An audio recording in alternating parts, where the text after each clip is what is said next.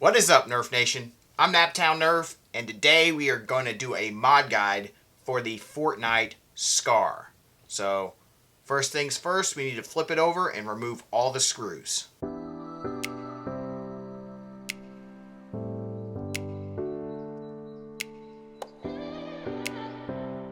Alright, so all the screws in the stock portion are slightly shorter than the rest of the blaster. So, the battery is on the other side of the blaster, so the wires will connect here. So we just are going to actually cut these wires, and obviously once you do this there's no going back, so maybe you should watch the whole video before doing anything else, but we will go ahead and snip these two wires. So this blaster is pretty cool. Obviously we did not need to remove any of the screws from the front barrel portion. So you don't need to remove those screws if you aren't painting the blaster. We'll see if we can go ahead and get this part out. Yep. Alright guys, well, we have a pretty interesting blaster here. It is definitely just a strife reshell, which is good because it'll be fairly easy to modify, and it's a good electronic blaster to start with in my opinion. And we have a lot of parts that all come apart. So if you want to paint this, it'd be really easy. You can paint all separate parts and get a pretty cool paint job. So that's really nice. We do have some things in the circuit that we definitely do not need. We have whatever this thing is. I don't know why they thought they needed to add that thing. Well, it's a big magnet. I'm not really sure what that's supposed to do, but you can just remove that. We have obviously some locks. This is for the jam door. We'll remove that. We'll just clear out the whole circuit, rewire it with, you know, our normal 16 or 18 gauge silicon wire. We will replace the switch here. We have plenty of room, even though this grip is comically small for how big this blaster is. We still should have enough room to put a nice beefy microswitch in there. And we will replace the cage and flywheels because I believe this geometry is the same as a modulus cage or possibly a demolisher cage, and we will check that out. Some strife cages probably will fit in here also with a little modification, and we'll take a look at that as well. So let's go ahead and remove this thing and see what we got to work with. Alright, those screws look to be the same size as the rest of the blaster. I'm just going to double check, but yeah, those look to be the same long screws that are in the majority of the blaster. And so we don't have to really worry about mixing those up. We can go ahead and remove this guy, and we have all kinds of nonsense back here, but since we're replacing the whole cage and the motors and whatnot, there's not much to worry about here. But one thing I noticed right off the bat is they have solvent welded these motors in place. So if you plan on keeping this cage, which honestly I wouldn't, if you're going this far, I would highly recommend at least getting a 3D printed cage. They're very accessible, they're very easy to come by, and replacing the flywheels and obviously the motors, and that's how you're really going to get good quality performance and have a blaster that's going to run for a long time. If you keep all this stuff, then it will get better performance if you upgrade the blaster to a lipo, obviously, but these motors will burn out, it's going to be very noisy, and the performance is just going to be marginable compared to, you know, upgrading the cage with a higher crushed cage and better flywheels and whatnot. So that's what we're going to do. There's tons of guides out there if you do want to keep this flywheel cage and how to do so, but you're going to obviously need to desolder these points here and remove this board very carefully if you decide to keep this cage and want to keep those motors. If you're going to remove those motors, have fun. But we'll set that aside because we do not need that. And go ahead and just strip out all these wires because we don't need those. So we'll go ahead and remove some locks here. This is our magazine lock under here.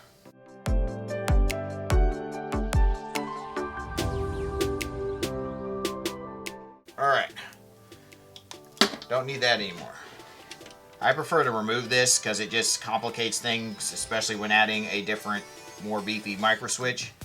But you might be able to keep this and keep a microswitch. It might be a little difficult the way this one's designed, but this basically just keeps you from being able to pull the trigger until the rev trigger is pulled. But I'm going to take that out, and they have a really beefy spring in there for that rev switch, so that's interesting. Alright, well this is the modulus or demolisher cage from DRS, and it's actually the only one I have on hand that is this size or this configuration. But that fits beautifully. It is a perfect fit, so that's good to know. We will try this DRS cage, which is for the Strife, and see how close it is. I feel like, yeah, it's just a little off. This post right here is off. So yeah, definitely the Strife cage would require a little modification, or just not using that top thing. And it's just not a good fit. I honestly would use a modulus cage, and there's many of those that you can print to fit in here. There are some metal ones, not that many, but I think I'm going to print out a cage and use it in here. Alright you guys, so I got my OFP 41.5 millimeter demolisher modulus cage printed, and that is the same specs as the Fortnite Scar, so that's good. One thing I've noticed though, that this specific cage doesn't quite fit. The demolisher DRS cage fit really well, but this one seems to be rubbing on these support posts, so we can just trim those down a little bit and then it should fit fine. So no real big deal. I mean, obviously this was made far before this blaster came out. I guess you could probably also, you know, trim down the cage so it doesn't have that much of a boss there. That would be another option, but you know, cutting down that support isn't going to be too big a deal, and actually probably a little easier, so we'll go ahead and do that. So I guess slight modifications needed, but no big deal. And I just used some side cutters and trimmed down both of those support pieces, and then let's see if it fits now. I think that should be good. A little wobble there, but once you get the screws in there, I think it should be fine. When you get your cage, if you purchase one or if you print one, obviously you need to remove all the support material and make sure that's all cleaned out so your motors fit nicely. And you know, one trick that's cool, and I think Foam Blast is the one that taught me this, and you know, obviously it's pretty easy to figure out either way, but if you put your motor in upside down, you make sure that bearing there is flush. Obviously it needs to be flush this way too, but that's a way that you can tell that you don't need to trim out any on the inside of here. Sometimes these holes are a little tight. You know, that's an easy way to tell if it's a little too tight. And then we'll go this way to make sure that we have it flush this way too, and it goes up in there nicely. So that's perfect. And you want to make sure obviously it's flush with this, and if it's not, then you probably have something in there, some support material or something you need to clean out. We'll go ahead and install both of our motors. These are Fang revamps that I'm using, a 2S motor, because this battery tray here is somewhat small, and I think a 2S will fit in there much easier than a 3S. So that's what we're going to go with. And this is a Morpheus cage, so a guide is needed for this specific cage. There is an OFP cage that should work exactly the same that doesn't have a guide. This one just has a little more accuracy, so I prefer this one. But if you don't have one of these aluminum tubes, then you probably should go with the other cage. I'll link in the description where you can purchase this cage from a retailer if you don't have a 3D printer. And also, if you can purchase the cage there, you can just purchase these if you do have a 3D printer. So that's pretty cool and should work nicely. We will have to glue that in because you don't want it to push out when you push a dart in. It just has to be glued in. So we'll do that here in a second. Alright, so we want to install our motors. So you're going to need 4 little screws, and if they don't come with your cage, then I will put a link in the description to where you can purchase some. Now, these have a little larger head than some, and a little too large for the bore there on the screw ports, so I just usually take a little file, a little like half moon file or whatever that's called, and just sand lightly around the edges, and I've already done that. So then when these go in, they sit fairly smooth to the surface and they won't rub on your flywheels. So we'll go ahead and install our motors, and we want to put them in obviously so they're flush like I said, but you want to have a red dot on this side, and then the other red dot needs to be on the opposite side. So then the flywheels will spin in opposite directions, propelling the dart. So that's good. And now we will go ahead and put our screws in. But actually before that, we need to use a little thread lock here. You don't have to use thread lock. I've started to recently, but I've never really had a problem before this, but I know other people have. So it's always, you know, safe to use it. You know, if you have it, I would recommend using it. And a lot of places are selling this. Foam Blast and Out of Darts, I believe, both sell some. So you just want to put a little dab on the end of your screw. And then you can put it in here and screw it down. Just takes a little bit.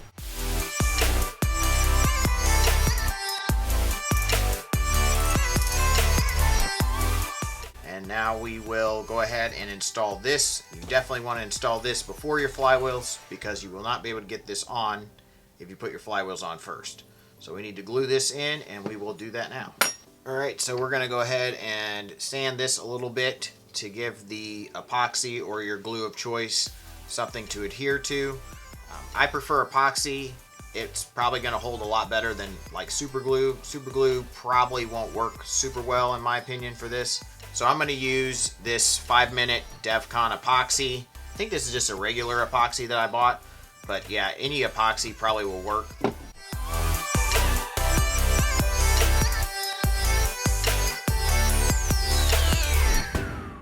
Alright, we don't want to apply too much because it's just going to make a mess. And I might actually apply it in here. Nice thin coat. And then into here a little bit. And we'll go ahead and do the upper part of the other side. We don't want to do the lower part.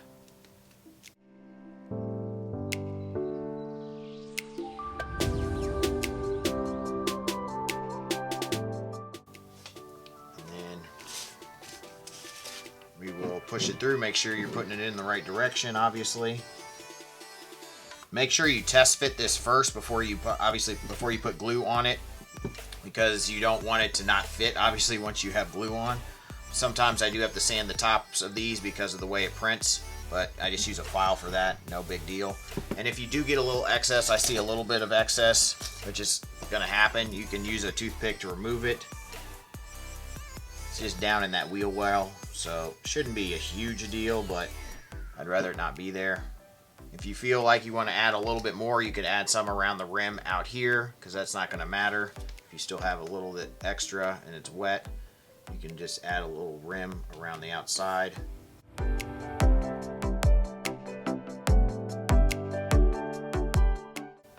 Alright, that looks pretty good. We're going to set that aside and let it cure. You just obviously want to make sure that that stays in. I can see it slipped out there a little bit. You just want to make sure it's in the right position before it cures, obviously. Alright, we've let that cure. And now we need to install our wheels. We're going to use High Crush Black worker wheels. So this should be giving us quite good performance once done, because it's got quite a bit of crush there. So let's go ahead and use a new tool that I've purchased from Foam Blast. And this is a wheel installer, and it's just really cool that they've come up with this. This is something I feel like the hobby has needed for a while, and it's very, very affordable. I think it was like $5 or something, so very cheap, and I'm excited to give it a try. So we will go ahead and first try to get our flywheels started. There we go. So now they are started. So we're gonna go ahead and put our motor in here. This supports the motor, which is really cool. There we go. And we'll go ahead and close this down. Okay. Well, we may not be able to use this system with this specific cage because it doesn't have any ledge this way. This one has a slight one, so we might be able to use it there, but it still works just fine. It's just the part that allows us to make sure the wheels are centered perfectly and symmetrical. That's going to be tough to use with this specific cage. Now, it should work really well with like a strife cage, most cages, but this one not so much, but it's okay. We will figure it out by our eyeballs, which is how I've been doing it for years. So there's really nothing wrong with that. You just have to look down the barrel and make sure it's in the middle. Okay, feel pretty good with that. We'll go ahead and move to the other side. There we go. That looks really good. So I mean, it's nice to have these, but this still is a very useful tool even if you're not able to use these. But this is a nice addition, so then you can get your wheels perfectly centered in the flywheel cage, which is something that can be very difficult to do. So that was very simple, and a $5 tool is very much worth it. So I'll put a link in the description where you can pick one of these up, because I think anybody that's modding flywheel blasters should own one, because it just makes installing flywheels so much easier and so much more precise. Alright, so we are going to need to remove some of the parts in here in the battery tray so we can fit a lipo in there. That is going to be important, and we might as well do that now. So I will grab some pliers and some side cutters and start removing all this stuff.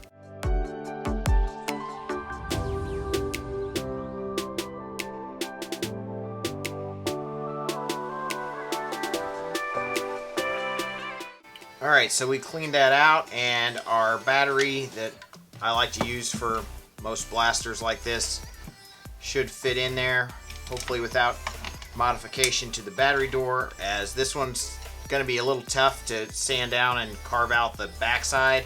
I mean, you could do it and then possibly like re-glue this part in, but if you sand this part, this whole section is going to fall out because that just snaps in there. So I'm hoping I can get away without doing that, and that should work just fine. May bulge up just a tad on this side, but I could trim this down a little bit so then it sits nicely on that side. If you need a lot more space for this battery, if you want a bigger lipo, you can just carve out this whole battery tray and fit it in this part of the blaster. You can just have the lipo sitting in there, you know, probably put some foam in there to keep it from rattling around, but it should fit in there nicely underneath that barrel, and you could get a very large lipo in there. Alright, so I'm going to go ahead and make a little hole here so our wires can go through. I just usually use one of the posts from the old battery tray.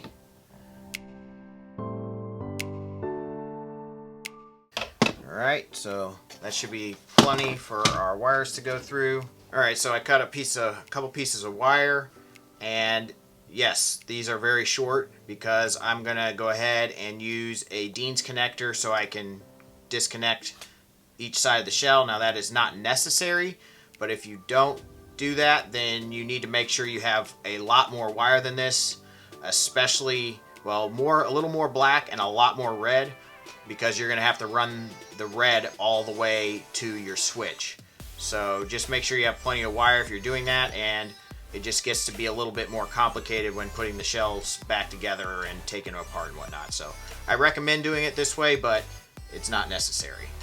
But we'll go ahead and strip these, solder them up to our connector, and then install it into the battery tray, and then connect our Dean's connector to the other side.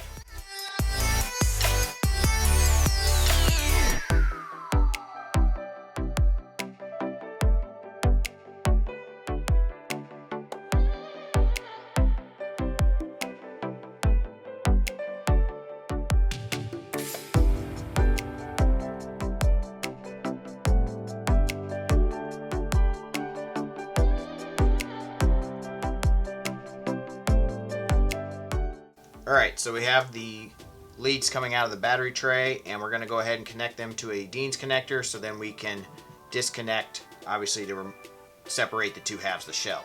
A Dean's connector or an XT60 connector will work. Just make sure it's something that can handle a decent amount of current.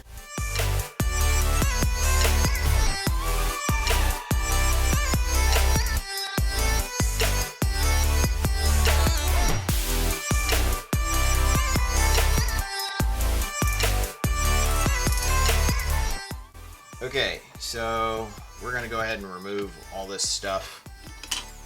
And I guess I forgot to pull these out so we can get rid of those. You don't need this. This is that part of that lock. We don't need that. We'll go ahead and take our rev trigger out. We'll put the spring aside so we don't lose that. We might want to use this, and we're going to have to modify this so we can fit our switch in here so that this will push on that.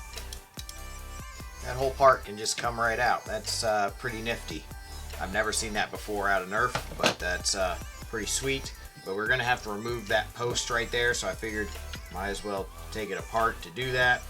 We'll remove that so we can get our switch to go in there, and then we're gonna have to cut this back, and it'll be a lot easier to cut now that it's out of the blaster. So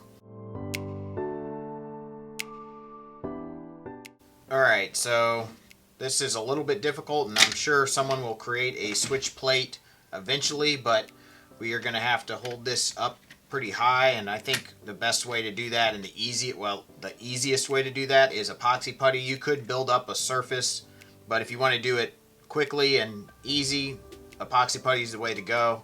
So we will do that eventually, but I like to wire up my switch before doing that, because then I don't have to worry about working in a little tight area down here. But it's good to have an idea of where you want your switch to go, so you kind of know how to run your wires off of it. Alright, so we're going to want to run our wires through here, and it's going to be pretty tight. I don't know if I want to pull these. I might just remove this little tab thing here, because I think it's just going to get in the way.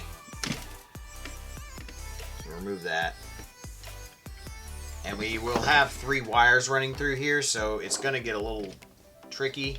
We might have to remove some of this, which is pushing on the lock, just so it doesn't interfere with our wires, but we will only do that if we have to. Alright, so I'm actually going to use a blue wire to go to my motors, because it is important to keep track of what wires going to the battery and what wire is going to the motors. We want the wire that comes from our motor positive lead to go to the common, and the red wire has to go to the normally open tab on our switch. So the common is the side one. It says over here COM, that's a common, and then the normally open is the NO tab. The normally closed we will be using to connect our -2 for our motor braking. So hopefully it'll make a little more sense if I use a different color. You don't have to use a different color, you just need to know which wire is going where. And when you have 2 wires the same color and all the stuff inside, sometimes it's hard to tell which one's coming from which, tab. So especially when you're looking at it on a video. So hopefully this helps you out. It's always good to leave a little extra just for, just in case, it can move around a little bit, a little flexibility there. Then we will use a black wire, and that will go from the normally closed to the motors. Alright, so we got our 3 different colors of wires going through here, so we have them the right length. And now we need to wire up the switch, but first I want to make sure I have these running in a place where they can stay, and it's a little difficult because I use 16 gauge wire. 18 gauge wire would be a little bit easier, but I'm sure it still would have difficulty of getting through this little region right here. So I'm just going to see what can happen in terms of the trigger and whatnot, because you don't want the wires getting in the way of that. And then you need the blaster to close, obviously. So if you put it all back in here, it's probably going to be tough to close that grip. So as I guessed, this part right here is going to rub against these wires, but I don't really see another place to run the wires. I'm going to just remove part of this tab. We don't need this anyways, unless you really want to keep that lock in there to keep you from pulling the trigger without revving the blaster first. Alright, so I think I've got this figured out, and hopefully it'll work this way. You just really have to make sure that there's not too much wire on this side of this post. So I went ahead and actually trimmed out an alleyway through there so I could get my red wire to sit down a little lower. And then, so I ran that wire, the red wire actually through that. Then the blue wire, which is on top of the red, in theory, goes on this side, and then the black on top goes back on top of the red. And then I kind of pushed it all down over here, through here, just to kind of lock it in. And I'll have to do that again once I wire up my switch, but that should give us enough room there. And this is all the way to this post, so you can't get any more pull with the trigger anyways.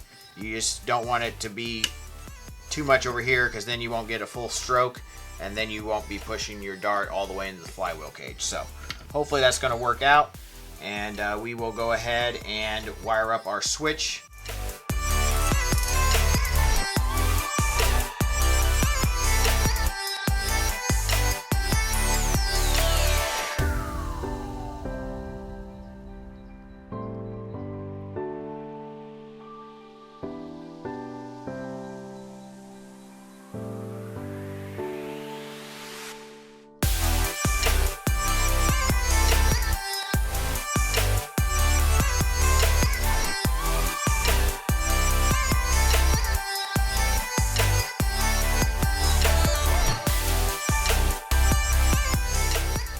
Alright, so this is where the switch needs to be, except maybe just a tad bit higher up. But we'll put that in there, and that should actuate well if it's there. So that'll be good.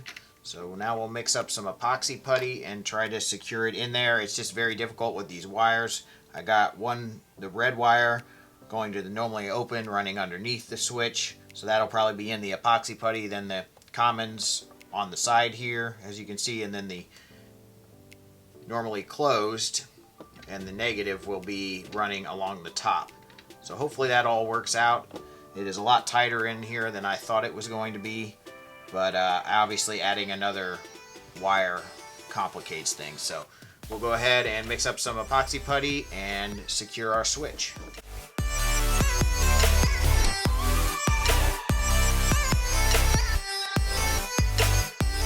Alright, so we've got her wired up, our epoxy is cured, and we should be good to go. I've gone ahead and run my wires back the way I had them before, so we should be good there. You just want to make sure this black wire is out of the way of this screw port here, and then hopefully everything else fits in without any modifications, but we will check that in a little bit. But yeah, we've got our wires all running out here, and then of course our black and blue wires are going to our motor leads, and then the red wire will be going to our battery. So we will go ahead and start setting up our motor wiring and go from there.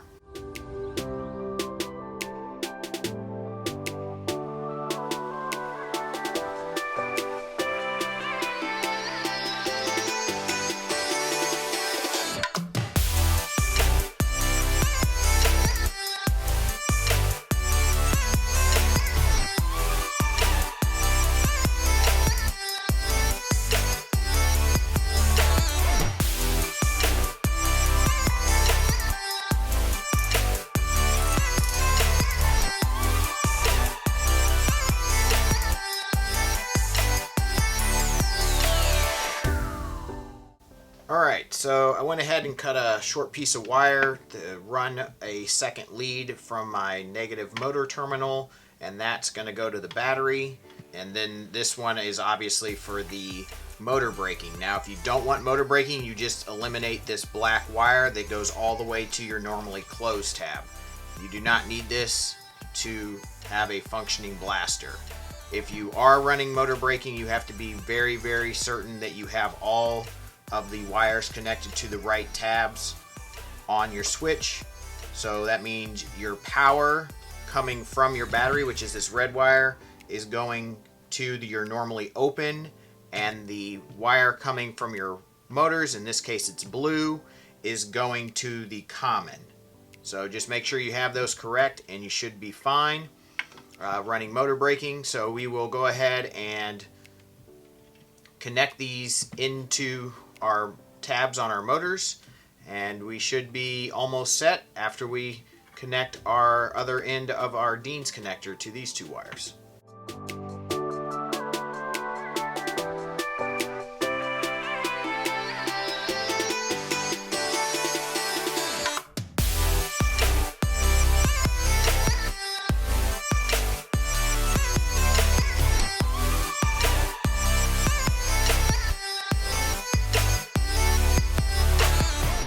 I just went ahead and connected that Dean's connector there, so pretty simple, and then put some heat shrink on and we're good to go. So went ahead and obviously locked my cage down, with the barrel. You got to make sure this is on first before you lock this down, or it won't fit over that dart guide there. So we can go ahead and install the other parts back in here that we need to, and then we will try to fit the shell on.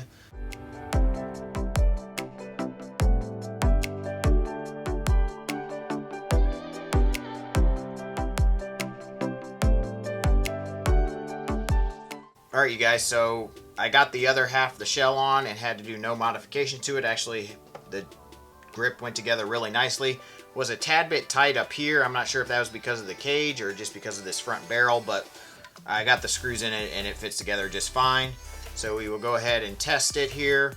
I'm going to test this with the Lipo because I'm almost 100% positive I did this correctly. I've done this a lot, but if you're not sure, you may want to test with a battery pack or a 9-volt battery. And sometimes these motors don't really work well anyways with that kind of a test. So we're going to go ahead and test with this 2S Lipo. So here we go.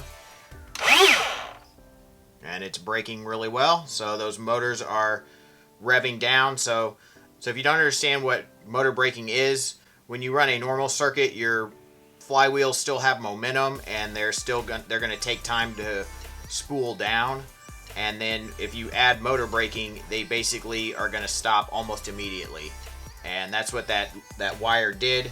And so it's kind of nice to have that sometimes, but we will go ahead and rev this, and I'll let you listen to that one more time. So yeah, it shuts off really nicely there. We'll go ahead and put all the screws back in, take it outside for a firing demo. Alright you guys, so hopefully you were able to get some good helpful information out of that mod guide and actually be able to mod a Fortnite scar yourself.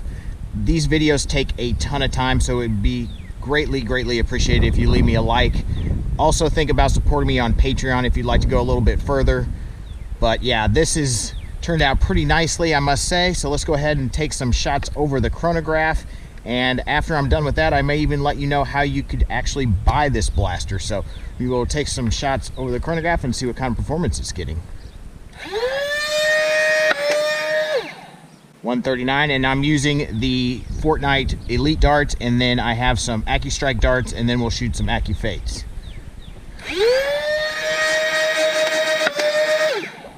129, 103, 140, 124, AccuStrike, 104, 142, 135, 131, 142. We'll try some AccuFake darts. 132. Woo! Shot the head off of that one. 118. Lost another head. 108. 113. Wow, we're just blowing heads off those AccuFake darts. I think the crush is a little high for them, and they probably are a bad batch of AccuFakes. But we will go ahead and shoot the rest. Another head lost. 123. 146. Keep blowing the heads off. All right, well, we are just decapitating those darts. This is a very high crush cage, so you're going to get some really good performance, but a little inconsistency, especially when you're obviously losing the heads of the darts. So if you're interested in picking up this blaster, I will be selling it to basically the highest bidder. If I get a reasonable offer and the person who gives me the best offer, I will sell it to them, and you can contact me through my Facebook page Messenger. So just let me know if you're interested in this blaster. I would be happy to sell it. So thank you guys so much. Hopefully you enjoyed the mod guide. Hopefully it was helpful, and definitely smash that like button. Please subscribe, and as always, peace out.